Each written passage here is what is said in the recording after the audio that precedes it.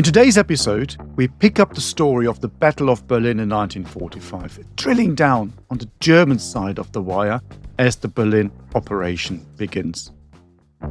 Welcome to World War II, Both Sides of the Wire, the podcast where we lift the lid, bust the myths, and explore the incredible history of the Second World War from the Allied and Axis perspectives. I'm Jesse Alexander, a public historian specializing in the history of the two world wars. And I am Matthias Strohn, German officer, professor of military studies, and author. Hi, Jesse. Another week, another podcast. Here we are again. Berlin, you might say, number 2. Last time we looked a little bit at the bigger picture stuff, the political situation that we're facing in the spring of 1945. We looked at the Soviet forces that are now getting ready for this attack onto Berlin. We looked at these, what you might call the shaping operations, a little bit from the Soviet side, mainly along the river Oder, the last real major natural obstacle that the Soviets are facing before they hit Berlin. And that all happens in late January 1945, all the way through to April of 1945. 16th of April is the big date when the Soviets finally attack.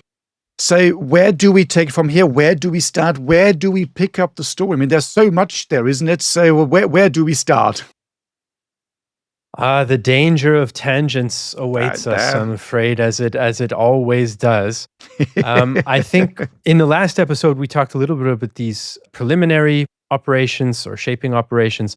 One of them is a part of the Vistula offensive, which sees the Soviets gain a tiny bridgehead over the Oder River. The Oder River is the main kind of part of the front facing Berlin. And another one was the important fortress of Klessin, which is on the river a little further south of where that bridgehead was made. But those are not the only shaping operations. I think, Matthias, in your bag of tricks, in your Mary Poppins-like military history bag, there's another shaping operation that you wanted to talk about before we get into the German plans, the state of the Wehrmacht, and all of that sort of stuff, which we will get to. But one more shaping operation, for old time's sake. One more. Well, in the great scheme of things, you might say this, what I'm going to be talking about in a minute, is reasonably small, but it is extremely famous if you are interested, if you've ever dealt with these shaping operations, the fighting in the area which in German is called the Oderbruch, which means, well, the low area of the river Oder. And this is to the south of Klessin. So if you look at the geography, we've got Berlin. You go about 80 to 100 kilometers to the east. After about 80 kilometers, roughly speaking, you hit the place called Seelow. We'll talk about this in more detail later on, which sits more as in the center of this battlefield. Another 10 kilometers or so further to the east, you hit the river Oder, and there's also the fortress of Klessin. From Seelow, you go about 10 kilometers up, 10-15 kilometers. That's where you hit this place called Kienitz that we talked about briefly in the last episode.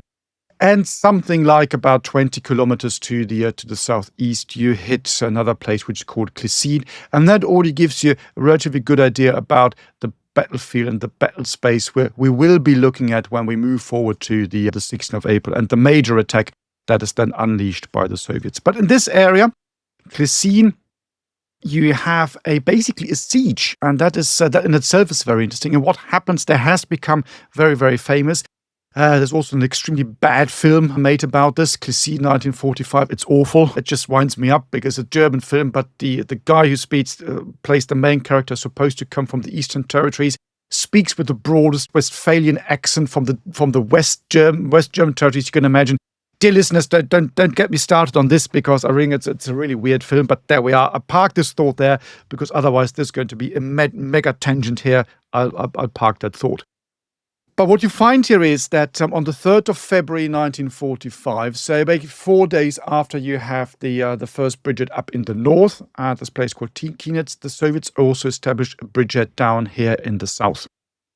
And they keep pushing inland, and they then hit a natural barrier because the ground suddenly rises up, and it looks like a natural anti-tank wall, you might say. It's very difficult to get up there. And on the top of that ridge, you have what is a manor house. It's a farm complex in those days. and that is the place called Klessin. Klessin becomes so important that in Berlin, when they're looking at this battle unfolding in early March, they say, if Klessin falls, Berlin will fall. So this is the statement. So you can see that that's an important place to them. Why is it so important? Because of the geographical features. So it rises up. It's a very strong defensive position. It also means that from this manor house, you have a very good view all the way down to the River Oder, which is about 1 or 2 kilometers to the east from the manor house. And in that area, you have a number of these pontoon bridges that the Soviets have built. So the Germans are able to bring indirect fire artillery support onto these pontoon bridges. Should you lose the heights, should you lose these spotter areas and positions, then you will no longer be able to check the Soviets in this particular area. So the Germans bring forward troops to secure this entire area, and it's mainly a battalion of from the Fahnenjunker Grenadier Regiment 1241. That was very German. So it's the Officer Cadet Training Institution that they bring forward. And these guys are pushed in there. Most of these guys are already experienced fighters. They've been selected to become an officer because of their frontline experience. And it's basically a battalion. You also have got some Volkssturm people. And in total, that gives you, roughly speaking, 400 defenders. So this battalion is not a full battalion. It's a battalion in name. It's more like company strength plus. And they're pushed in. And against these, the Soviets put about 4,000 attackers. So it's a 10-to-1 ratio, roughly speaking. So that already tells you that it's going to be quite nasty. Cut a very long story short, because I'm not going to go into all the tactical detail. The Soviets managed to encircle the German troops in this manor house. And there is a siege situation. The Germans are trying to hold the perimeters. They're constantly being pushed back. There are a number of counterattacks, all these things going on. There is an anti-tank gun, a Hetzer, which the Germans actually drive into the manor house to fire through the windows of the manor house. So all very, very interesting tactical stuff. It's also the last time that the Germans are using aerial support in order to drop supplies into a perimeter. So a number of canisters are thrown in.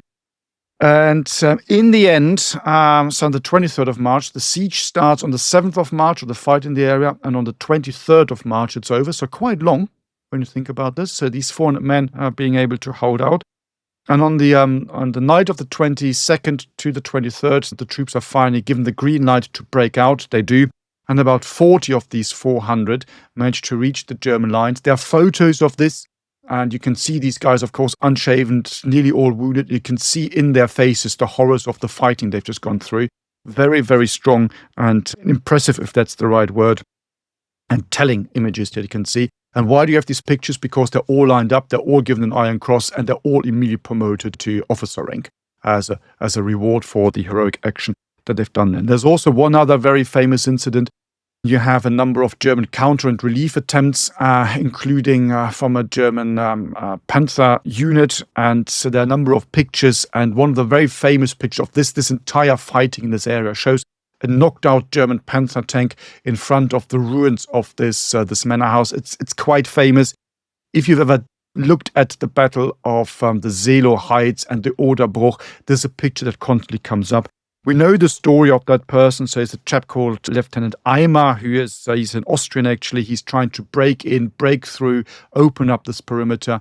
He managed to break in. His tank is then knocked out. He joins the infantry fighting within the perimeter. He then also tries to break out in the night of the 22nd to the 23rd, but he goes missing.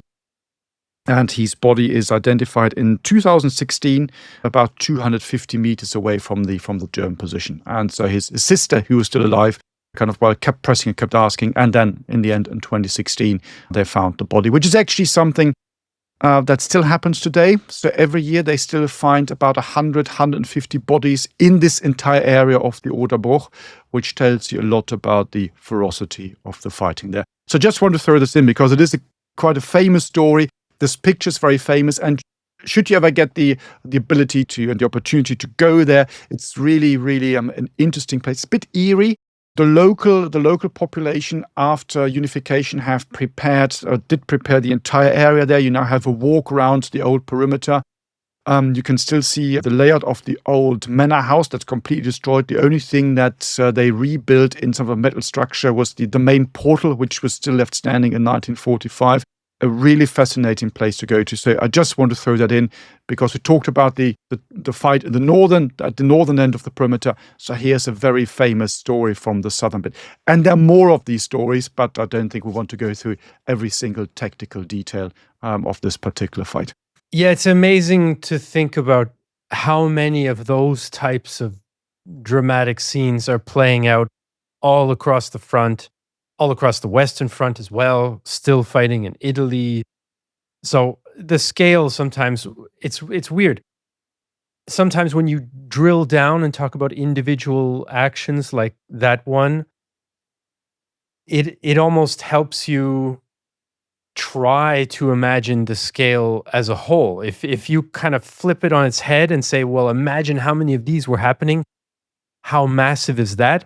Since it's generally hard for us to picture and imagine how massive the two world wars were compared to anything that's come since, sometimes I try to play with my imagination a little bit that way, and that's what I was doing a little bit as you were telling the story.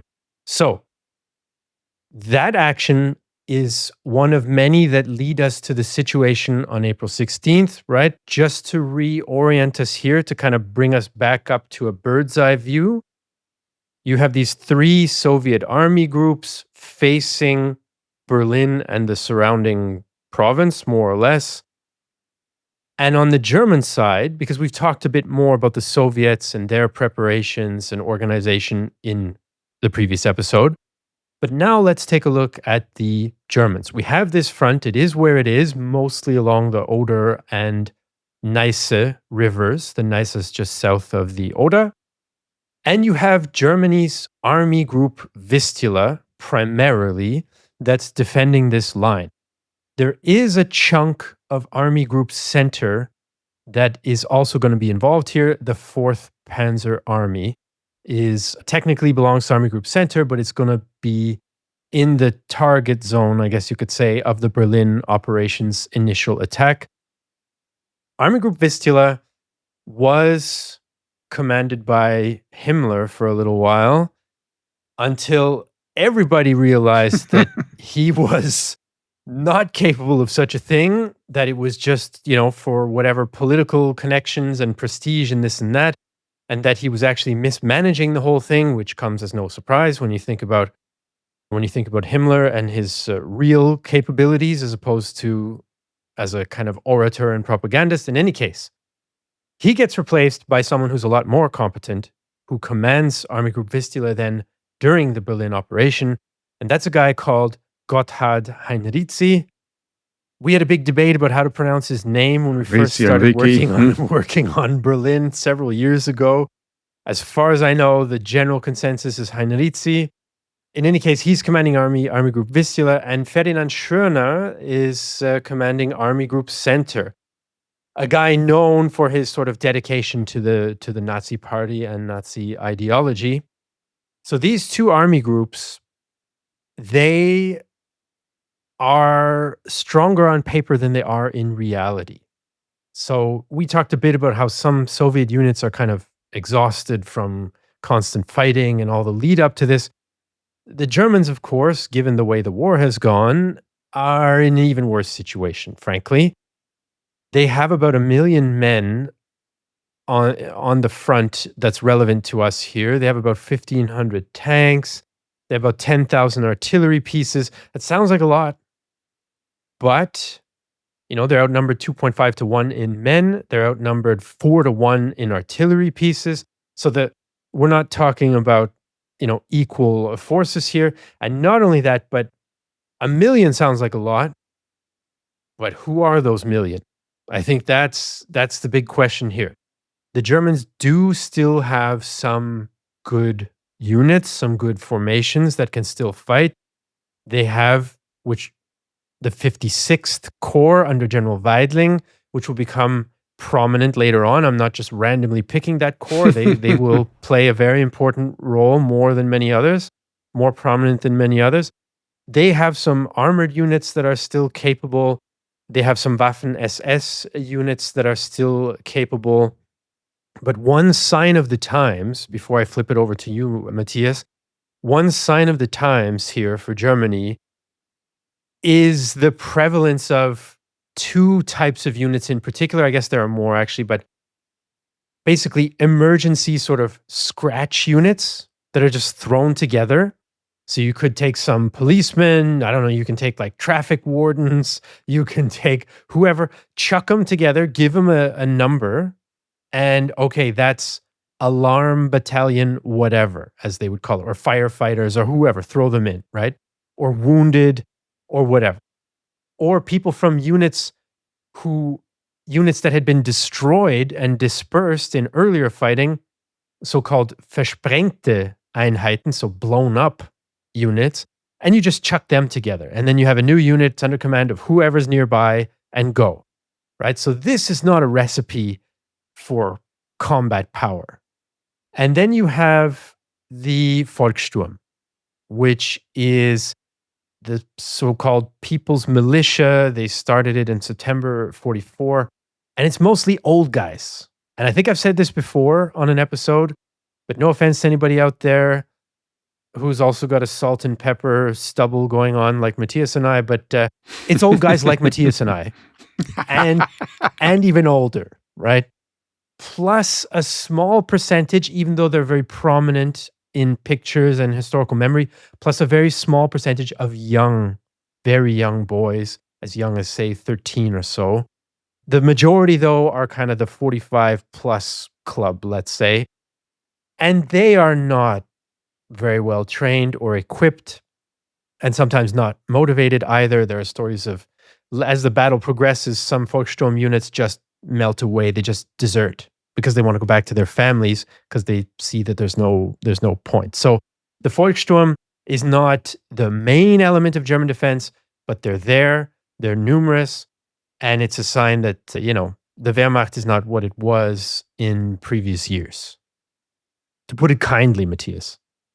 Well, that's just the way it is, isn't it? Well, it's a completely broken army at that stage. And yes, on paper, it still might look impressive. But in reality, as you've just explained, there is not much left. So even these experienced and battle-hardened combat troops that you still have, I mean, they know exactly what's going on there. They know that this war is lost and that they can't hold the other Soviets. And then these other contingents that you've mentioned, I mean, what is there that you can do?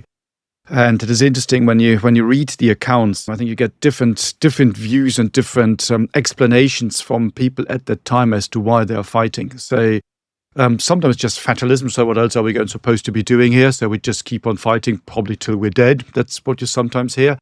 You get, of course, the indoctrinated, mainly the young ones who still think that the war can be turned around and won at the gates of Berlin.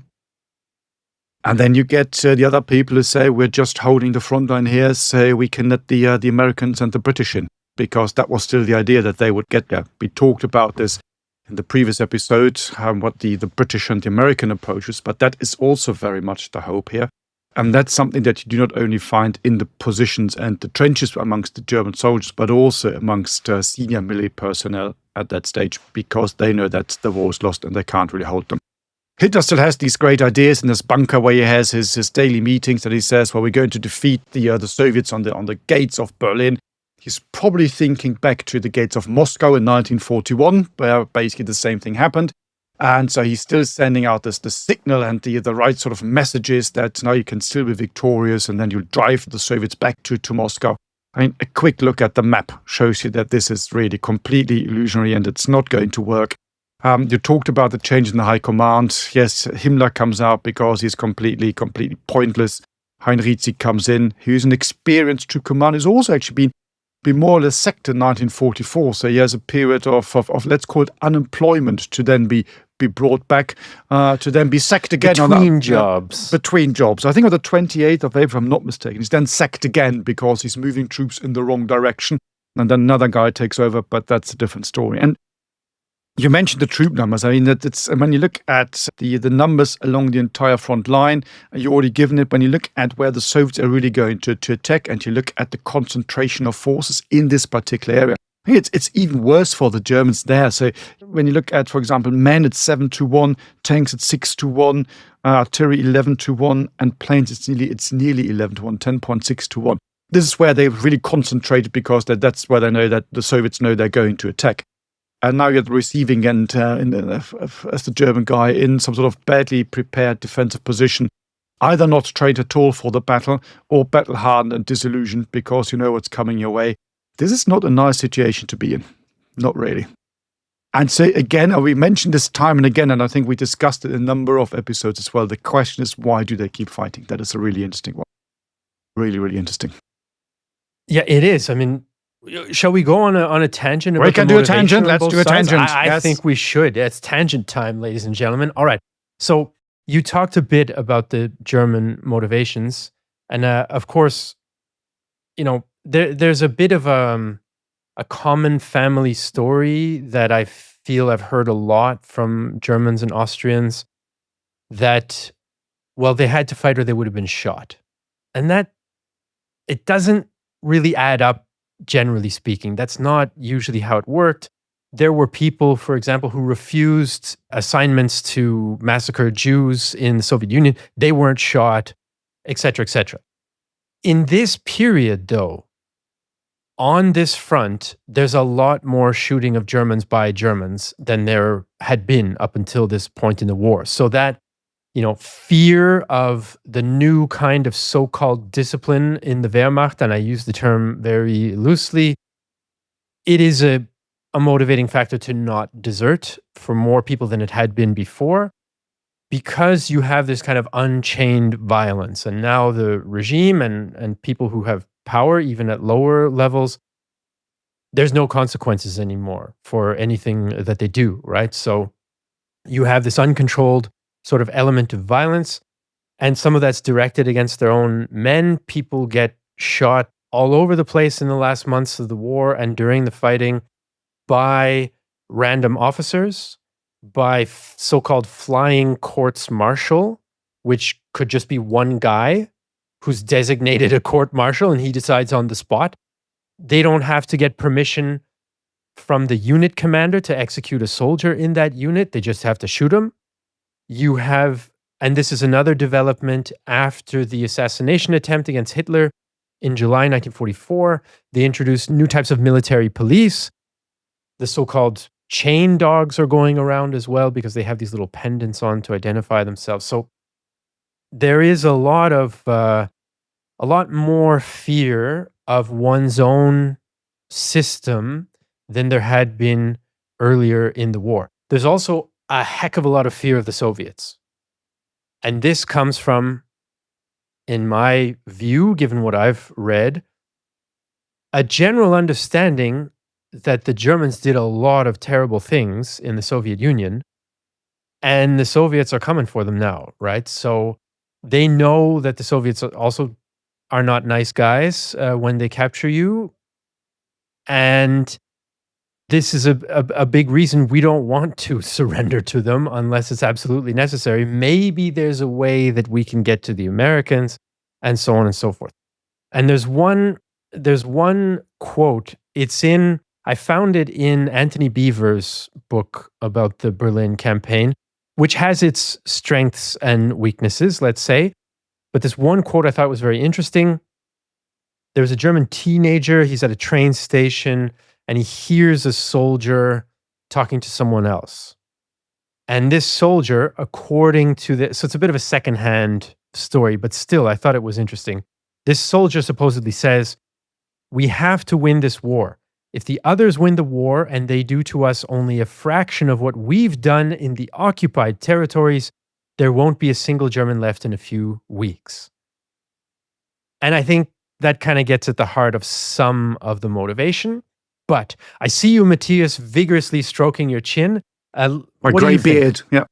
I think what do you think about all that's absolutely right. And pick up one particular point to begin with. It's the change in the regime, the tightening of the screws after 1944, the attempt on Hitler. I mean, of course, you do find that. I mean, these chain dogs are the military police. That they'd always been there, but you then have they get extra nasty. You might say, perhaps the right word. I'm not quite sure. You also then have political indoctrination. So they introduce into the military something very similar to the political commissar that the Soviets used to have. So they used that, the NS-Führungsoffizier, as they would call it. He would then sit down the troops and then just tell them why Nazism is a great idea and Germany needs to win, all that kind of stuff. So basically modeled on the Soviet commissar, who, of course, they all executed in 1941. So it's quite interesting when you look at these developments. The fear is a factor. Over 30,000 German military personnel get killed by the Germans, the very, very vast majority of them in the last few months of the war, for exactly the reasons that you said. And there are all these images as well. You can see these people up on lampposts or trees, normally with a note around their neck saying, well, I died because I was a coward or something like this. So that there is that fear factor. That's very, very, very clear. It's the fear against the old people. And Strohn, you mentioned him earlier. So this field marshal was very, very Nazi. He was one of these guys who said, well, my troops need to fear me more than the enemy, because only then will they obey. So that, I'm not quite sure if that's the right approach, but there we are. So you've got this, you've got the fear against the Soviets. I mean, that is very, very, very true. You also have and that's something that I always stress when we talk about this, and I might have mentioned this before. I think it's very easy in 2026 to say, well, that was all wrong and that was awful and why didn't they just surrender? I mean, this is a completely different time.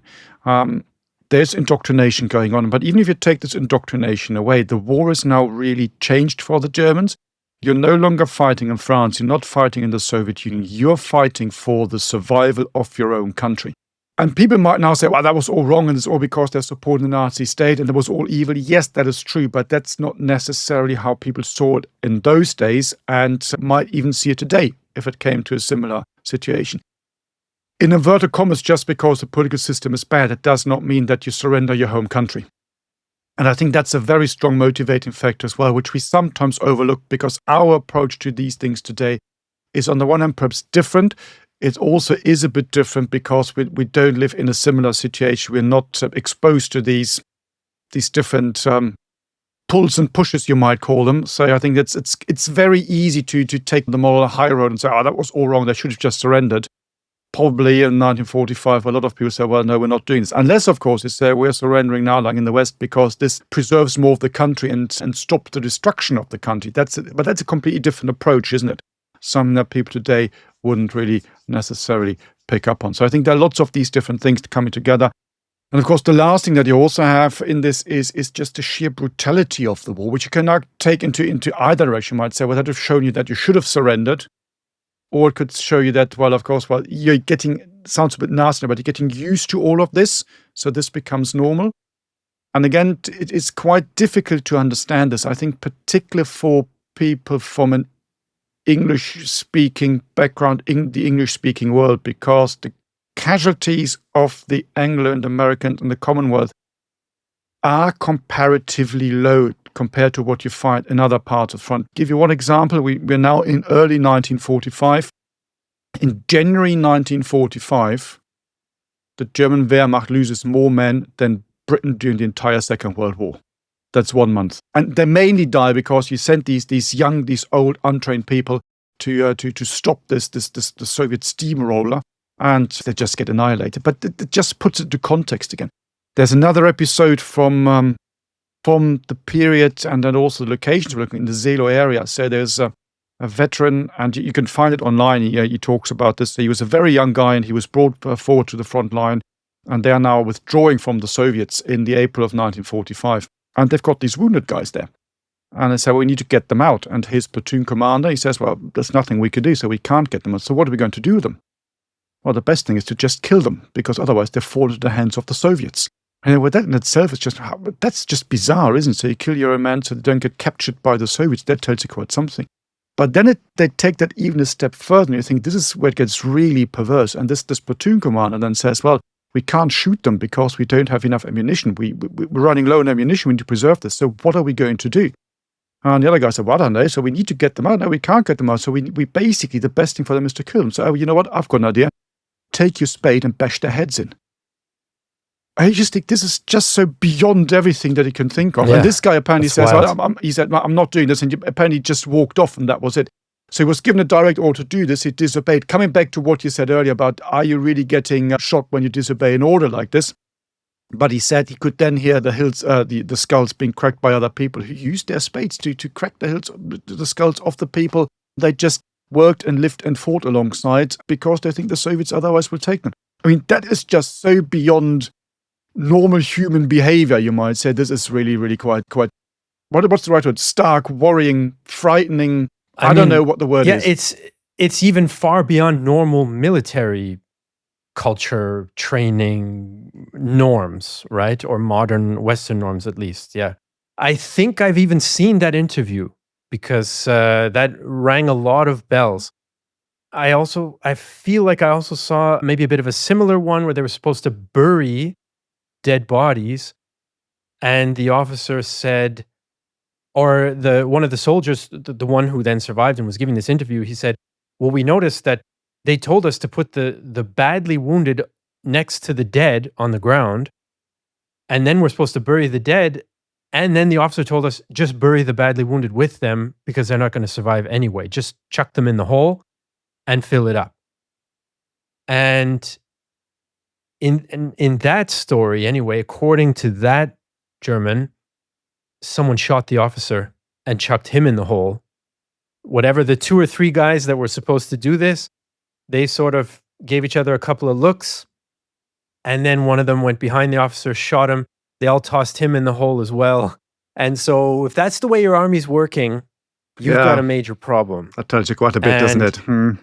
I do think on the topic of motivation, before we maybe move to the Soviet motivation for a moment and then finish up with the German planning, I do think, there's also fear of not only becoming captive of the Soviets, but I've read a lot of German soldiers who are basically saying, well, we're trying to hold this village or this crossroads or this forest so that we can delay so that some civilians can get away, because we're afraid of what the Soviets are going to do to the civilians, in particular to the women, because of course there were many crimes of that nature. I guess we have to be a bit careful here on different platforms what sort of wording we use, but I think everybody's knows where I'm going with that. But once you know that the enemy does that, it's like a firebrand, right? That's a super hot topic. It spreads all around. It gets exaggerated beyond even the awfulness that there was. And that also becomes then a motivation. And motivation can be very small scale. Motivation can also be, I'm not going to leave my squad, my Zug of 8 or 10 guys because I know them, or he helped me 2 weeks ago. He saved my life by doing whatever, and I'm not going to leave them. So there are even like kind of micro motivations in a way that are related to the camaraderie aspect, the unit cohesion and discipline, traditional discipline, let's say, that play a role here as well. Because even though it's a broken army, it is still an army, and there are still those traditional elements of teamwork and dedication and normal discipline from training that still do play a role here. And you might say, generally speaking, in every war and every military organization, in situations like this, everything you just said is absolutely right. And so this allegiance that you feel to your section, your platoon, whatever, is far more important than any political indoctrination that you might have received beforehand. It just takes over. That's just happens all the time. And that's just, again, probably normal human behavior. Right. I'm sure that you and many others who were fighting in Afghanistan were not always thinking, oh, this next mud-walled compound that we have to go into, this is going to be the one that builds the Afghan nation for democracy. That's probably not the very first thought one is having when there's, AK-47 small arms fire coming around or what have you, right? So that's normal. That's understandable. That's exactly what I was thinking of as I was talking, as you were talking. Exactly. So because yeah, I figured. Exactly. You think about very different things. Yes. Mm-hmm. Yeah. Right. Very and of course, there are these variety of motivations on the Soviet side as well. And it kind of sparked an example when you were talking about that some Germans were just thinking of defending their home country, regardless of how dedicated they were or were not to the Nazi cause. A lot of Soviets felt a similar way. I mean, it's not like the Soviet regime was super popular in the late 1930s after slaughtering millions of its own citizens, with the famines in Ukraine and southern Russia, and then all the gulags, and then the big giant purges of the late 1930s, and the collectivization of land, and all this kind of stuff that most people didn't like. One Soviet soldier, I'm trying to formulate the quote now from what I remember from having read it. He basically said something along the lines of, "Kremlin bastards may come and go, but the motherland is forever."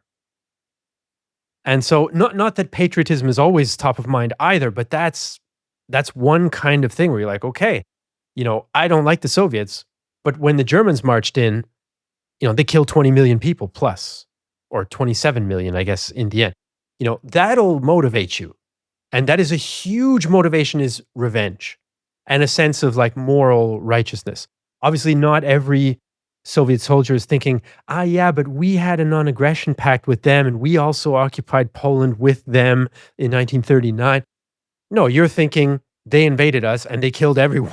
And sometimes they killed everyone I know, right? Or completely burned my village to the ground, or what have you.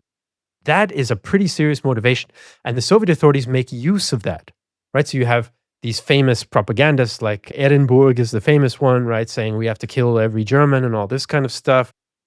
But then you also have, I've seen even on lower unit levels, like battalions, they would take a survey. Now, I don't know how accurate these figures were, or if they got, massaged by the commissars, but they would say, in our battalion, X number of hundreds of family members have been killed, X number of people's farms have been burned, X number of et cetera, right?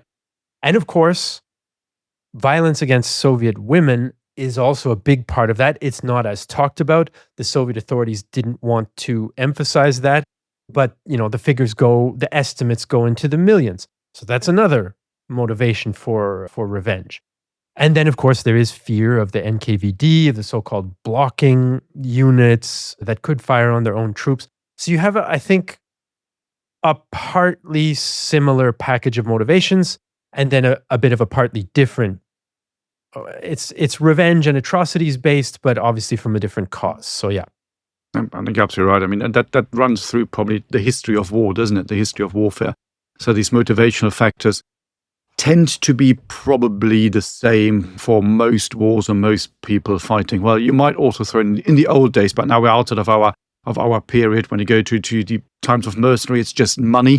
But that's a different one. But if you take that one out, I think the motivational factor, regardless of the regime you're fighting for, tend to be the same once the bullets start flying. Absolutely right.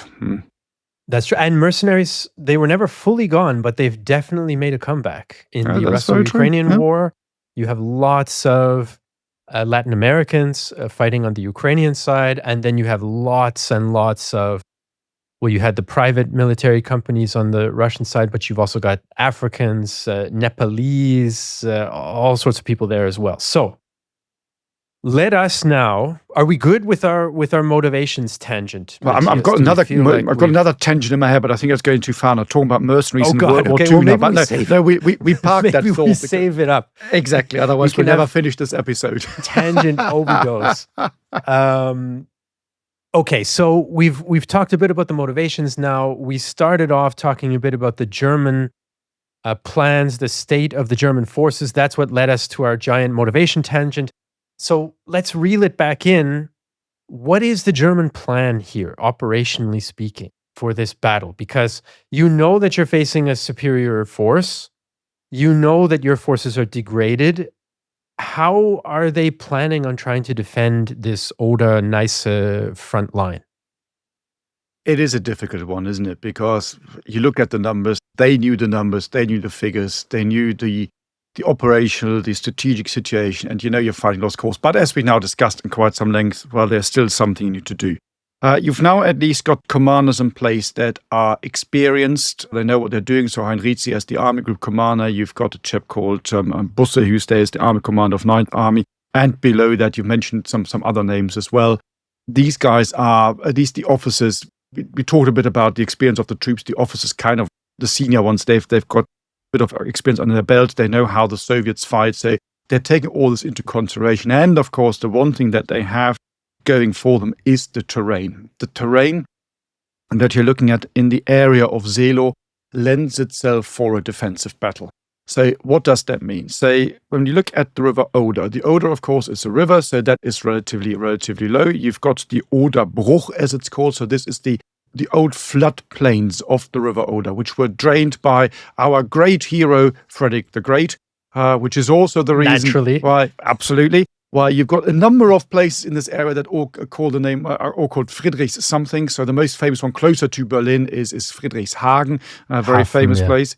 So that's where a friend of mine lived. That's where my father learned to swim in the 1950s, if you're really interested, because we used to have family there. So all interesting stuff. One of the largest German breweries used to be there, blah, blah, blah. So that's Friedrichshagen for you. You've got other places that are got Friedrich in there. It's all because he cultivated this area in the 18th century. And then after that, you go further to the west, and after about 10 kilometers, roughly speaking, suddenly the terrain starts to rise towards, in the centerpiece, to Seelow. So there's a ridge. There's a ridge that runs more or less in some sort of semicircle from the Oder in a semicircle around, through Seelow down towards the place that we mentioned earlier, Klessin. And this ridge is, at that stage at Seelow, it's only about 60 to 70 meters high. So it doesn't sound particularly impressive. But at the River Oder, you're looking at 3 to 4 meters of elevation. So this is quite steep, and it really goes up. I wouldn't say it's a 90-degree angle, because that would be too much, but it is very, very steep. It's steep. So it's so steep that in most areas, for example, tanks can't just drive up that particular ridge. So they are already restricted, and they need to use the roads that are available. And the main road, there's basically one main road, and that's the one that runs through Seelow towards Küstrin and then further on to the east, which by that stage is already under Soviet controls. Hey everybody, we just wanted to quickly jump in here and let you know about an awesome project that we have coming up that you can participate in. In September 2026, Matthias and I are going to be giving a battlefield tour in Berlin, looking at the fighting that took place there at the end of the Second World War in 1945. And of course, we're excited. We think it's going to be awesome, and we'd love for you to be a part of it. So Matthias, why don't you give us a little sneak peek? What are we going to do? Well, as you said, Jesse, it's going to be absolutely brilliant. It's going to be fascinating, analyzing the battle, the sheer destruction, the fighting in the center of Berlin. We're going to be visiting all the key locations that you need to see, that you need to understand if you want to understand the fighting in Berlin in 1945, which of course also has implications for European politics then after 1945 all the way up to today. So, for example, we're going to be visiting and discussing the Soviet attack onto the Reichstag, starting at the Moltke Bridge, where the Soviets crossed the River Spree and then attack the Reichstag itself. We're going to see the Führer bunker, where Hitler was sitting and hiding and still dreaming of world domination until he decided to kill himself. We show you exactly the spot where he then was burnt, and the Soviets found the remains after the battle. We're going to be looking at the Bendler Block, which was part of the German High Command. This is where Stauffenberg had his office. That's where they tried to overthrow the Nazis and Hitler on the 20th of July, 1944, where he and other people were then shot that particular night, where you now have a museum dedicated to German resistance. We're going to be looking at the topography of terror, which was the headquarters of the Gestapo. The remains, the foundations are still there. There's an exhibition. And we're also going to go to Sachsenhausen, a concentration camp in the north of Berlin, to explore this particular nasty side of the Nazi regime as well. So it's going to be a full few days. It's super nerdy. It is for the real history enthusiasts, so like us and hopefully you, and we'll hope to see you all there. And that's just the tip of the iceberg, of course.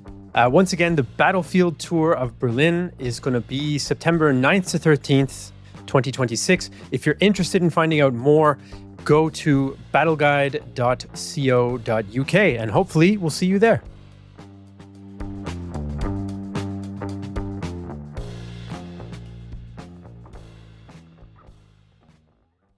The Germans are looking at this terrain and they realize, well, here's something we can do. They know how the Soviets fight, so there's going to be an artillery barrage to soften up the defensive, and then you're going to have a mass attack by infantry and tanks.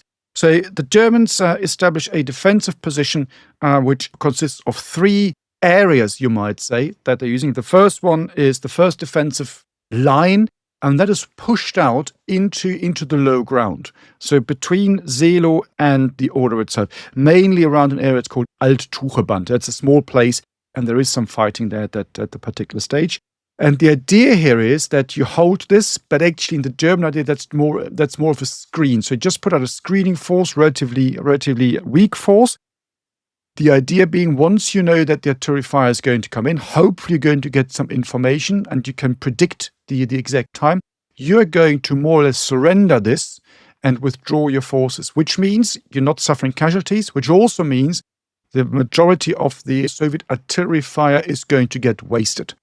The Soviets, just to throw this in there, when they start this offensive, fire 9 million rounds of artillery shells onto the German position. So that's quite some heavy firepower. And look at this. And then you would have the main defensive line, and that is then on the heights of this Seelow Ridge. This is where you need to stop the Soviets attacking. Hoping they were able to do this because you can channel the attack. Behind that, you then got a third line of defense in the area of Müncheberg, which is about 15 kilometers to the west of Seelow. But everyone knows if you have broken through Seelow, if you've seized the ridges in that area there, the last was just a bit of a token defense. You're not going to hold them. So you need to stand and fight at the Seelow heights. Terrain works. The weather works. The spring of 1945 is extremely cold, extremely wet. So we have images and pictures of the Oderbruch, so the former floodplains, which are flooded again, which again restricts the movement of the Soviet tanks. And of course, the Germans know this. Germans bring forward everything that they've got now. So, for example, they're completely stripping Berlin of all air defense. All the famous 88 millimeter guns, they're all sent to the Oder front, mainly in the area of Seelow, which also is one of the reasons why now you've got a number of further air raids on Berlin, which completely destroy the city, because these are completely unopposed. Not even a single, well, a couple of them, but not many anti-aircraft guns still firing at them. And so everything is pushed into this particular line. This is the idea. This is how you want to fight. You look at the traditional German way of fighting, where you would hold the enemy and then you would launch a major counterattack to drive the enemy back. The Germans have some reserves. For example, the division Müncheberg, which is named after that place, Müncheberg. But they have to commit them relatively early already in the battle. They don't really have an operational reserve. So this is going to be, from the German point of view, very much a pure defensive battle, which goes against German military thinking, because in German military thinking, the defense always have an offensive element, because you want to regain the initiative and basically force your will onto the enemy, even when you're fighting defensively. They simply don't have the force to do that. So they're staying put. They know all they can do is hoping that it will stop the Soviet offensive, stop them dead, quite literally so, in their tracks, and then for the next step, probably fight it again and again and again. That's the idea. There's not really the idea that they're going to have this major counterattack to drive the Soviets back into the Oder or somewhere else.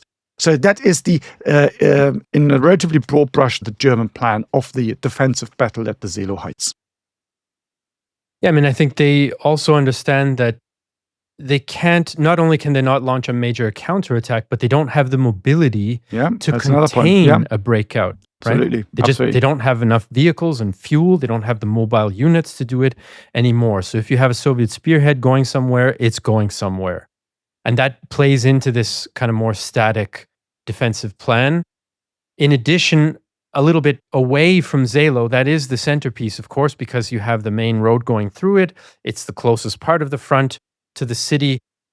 But interestingly enough, south and slightly southeast of that, you have an area more or less called the Spreewald. The Spree is a big river that eventually then goes into Berlin.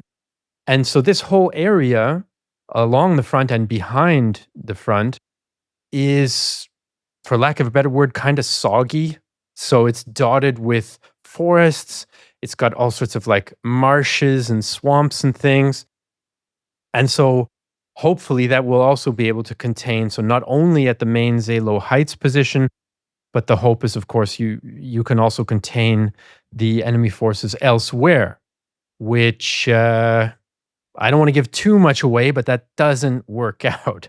But that area, there's one village in that area called Halbe, and that village is going to lend its name to a famous part of the battle. So we'll deal with that when it comes.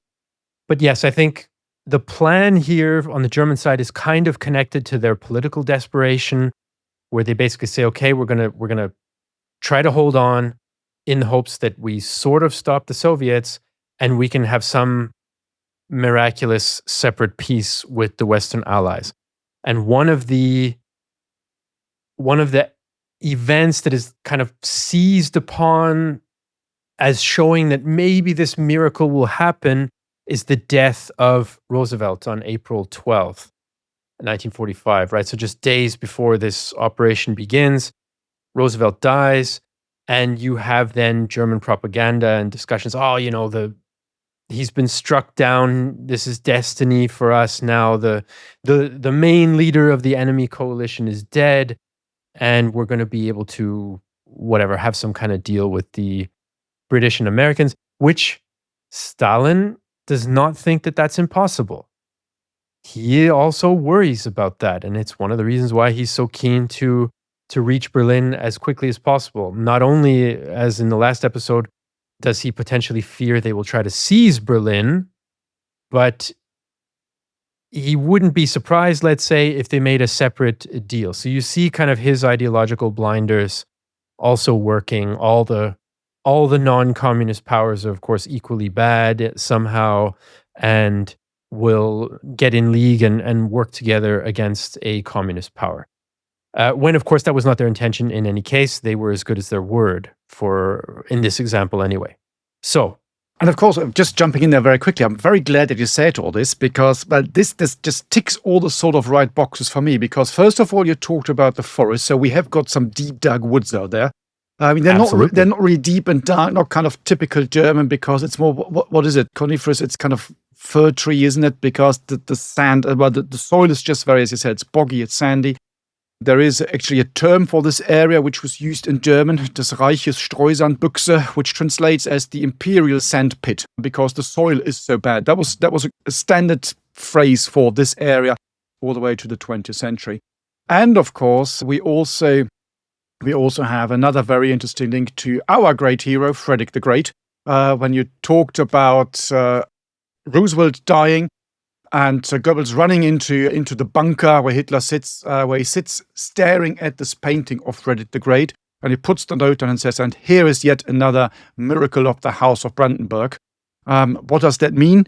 It means that when in the 7 Years' War, Prussia is about to be defeated, completely crushed, overwhelmed by the enemy. The Russian Tsarina dies, and the guy who then, Peter, then comes on the throne. He's an admirer of Frederick the Great. And pretty much the first thing he does is he makes peace with Prussia. And that enables Prussia to survive and basically, you might say, come out victorious out of the 7 Years' War. Goebbels calls it the miracle of the House of Brandenburg. That goes back to a writing of Frederick the Great. People get that wrong quite often, because this episode where the Tsarina dies is not the miracle of the House of Brandenburg that Frederick the Great talks about. Frederick the Great talks about the defeat of the Prussian forces by a Russian army, and it's basically completely annihilated and crushed. And he thinks if they now march onto Berlin, this is the end of the House of Brandenburg, but they don't do it. And they stay put. And he calls that the miracle of the House of Brandenburg. So that's what puts it in the letter. And he actually writes this at a place called Reitwein. And that is very interesting, because Reitwein is on the banks of the Oder. It's basically our territory that we're looking at right now in 1945. And at the Reitwein, you've got the Reitwein spur. And on that spur, you have basically the headquarters of Chuikov, the army commander, and Zhukov as the front commander goes there on the 16th of April. So the night of the 15th, morning of the 16th, to basically see what's going on the battlefield and direct the battle from there. So you can see there's an interesting, again, 18th century to 1945 link. So if you get the chance to go there, again, interesting place, very nice. very nice, if that's the right word, burned out church, burned out in World War II, left in ruins, are now used for cultural events. And you can still, if you know where to go, it's not particularly well signposted, meander your way through the forest, through Soviet positions, dugouts, and what have you, onto that dugout where Zhukov and Chuikov were on the 16th of April 1945. And there we have it, Frederick the Great. What could go wrong? Could not have planned that better if we tried, What could go wrong, folks. exactly. That was completely spontaneous. Chuikov, by the way, the night before the attack, this is a good, I think, little anecdote to wind up the episode. He's sitting there in that bunker on the right Rhein spur with Zhukov, and he says, time was going by unbelievably slowly, and the only thing I could think to do was just sip my black tea. Because, of course, that's stress, right? Anticipating what's going to happen the following day. We hope, folks, that you are also full of anticipation leading up to our next episode, because we're going to talk more about the Berlin campaign. For today, we talked a bit about the German side. What kind of forces do they have? How are they organized? What's their plan? We went on an epic tangent excursion about the motivations, multiple motivations of both armies. And we finished off, of course, with some quality Frederick the Great content. So, if you liked what you heard today, you can always support the podcast. We'd be very happy if you did that. You can go to bothsidesofthewire.com and sign up as a supporter. You can even get access to exclusive material that's not for public consumption. You can get a free trial of our War Room, where that exclusive material is published, by using the code, what else? Deep Dark Woods. So that was it for today's episode, and we'll see you in the next one. You've been listening to World War II, Both Sides of the Wire, a Battle Guide production. To support the creation of future episodes, consider joining our dedicated supporter community, where you can enjoy exclusive benefits and connect with like-minded individuals. For more information, please see the show notes, and if you appreciated this episode, please leave a review on your chosen podcast platform. Thank you for listening. We hope that you also have anticipation. How about that? Yeah. So this is about 2 hours. We haven't even started with the 16th of April yet. So as you say, how did we do it last time? I've got no idea what we were doing, but there we go. We must have, we were moving forward at the speed of a Guards tank army as of April 19th. It must have been that.